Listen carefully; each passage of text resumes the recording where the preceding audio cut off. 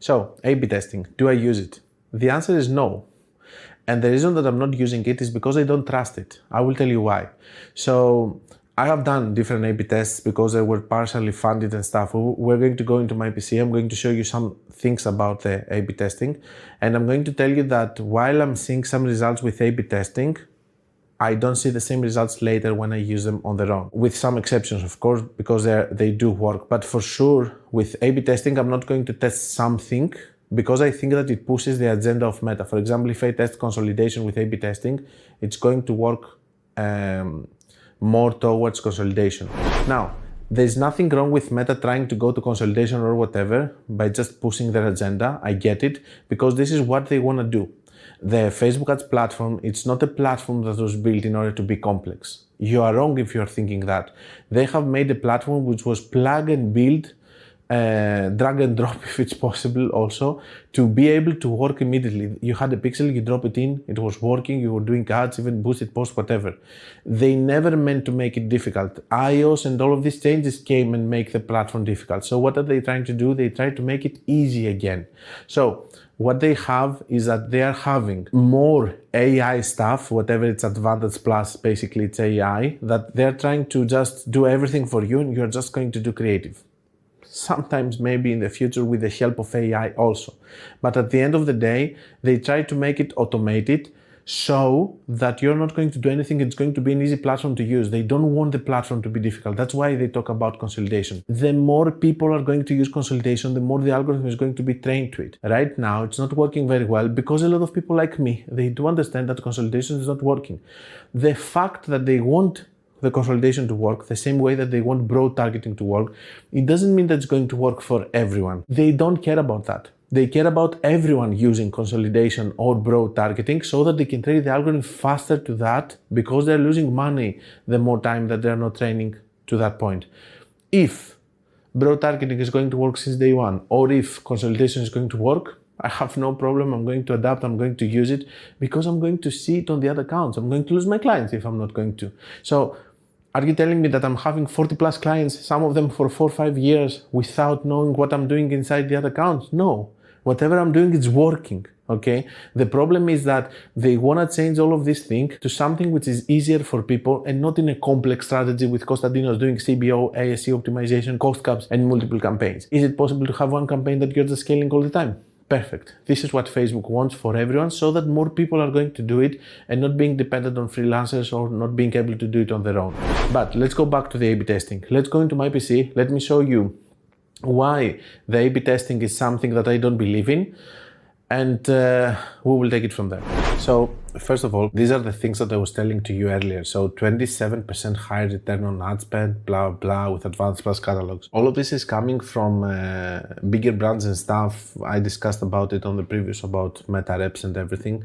But just so that you can understand, it doesn't mean that because a good brand just had a 27% higher return on ad spend, you're going to have also in your results. But enough with this. I just wanted to show the example, which is pairing very well with the previous chapter. Let's see a little bit about the A/B testing and why I don't trust it. So I'm in the experiment center of this test. I have posted also a video about it. It's about using Advantage Plus with value optimization and with maximum number of conversions. First of all, just to understand, the credibility of this test, they allowed me to do this test during Black Friday.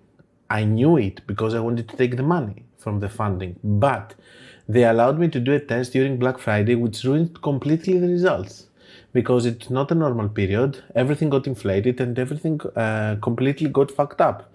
Here we have the confidence level of these results and it's 79%. Let me tell you what they say about it. If it's not above 90%, don't trust it.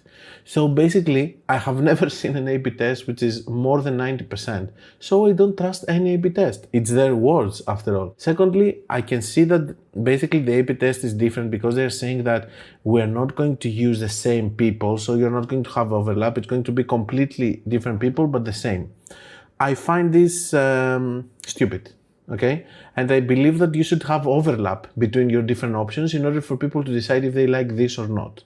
Okay, so I don't like the A/B testing. I don't use it at all. as they say, if it's not more than 90%, don't trust it. I don't trust it. I have seen some stupid results with it, and also the way that they're using it, okay? So they give it to good brands that they will have good results anyway. They let me run it during Black Friday, which completely destroyed the results. I'm talking to you about having a completely different results, and after the Black Friday having a completely different results, because I did spend 200, 300K over there, obviously, more just for this week, having completely different results. So all the way that they're treating it makes me feel like I don't believe on their experiments and the tests that they give as case studies, because obviously this is, for example, inexperience from their end to understand how the platform is working, because they're not managing ads.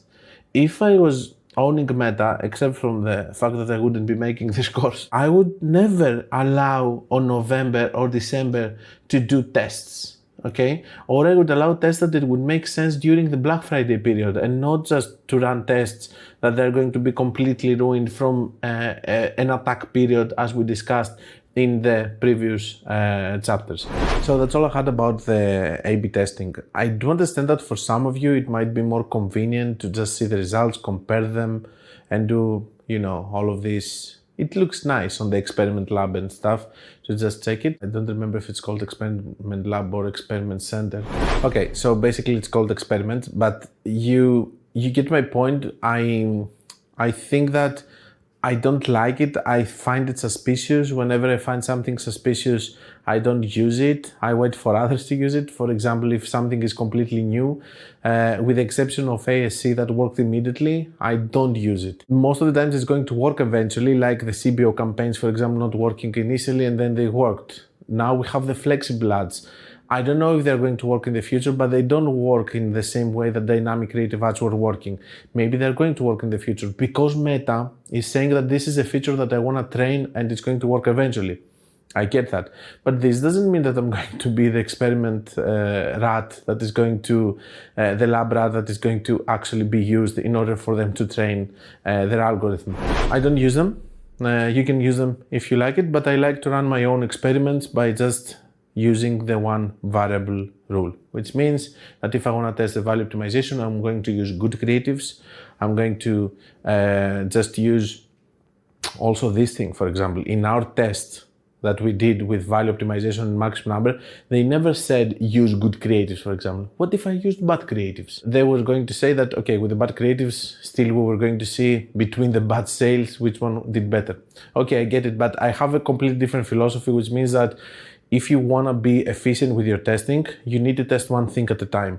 And I really believe in that. And in A/B testing, I don't like the fact that maybe there's another agenda, which is actually splitting the people and stuff. So I'm not using it at all. But it's up to you if you want to use it or not. I'm just expressing my opinion here. I don't think it's an important thing. That's why it's inside this chapter.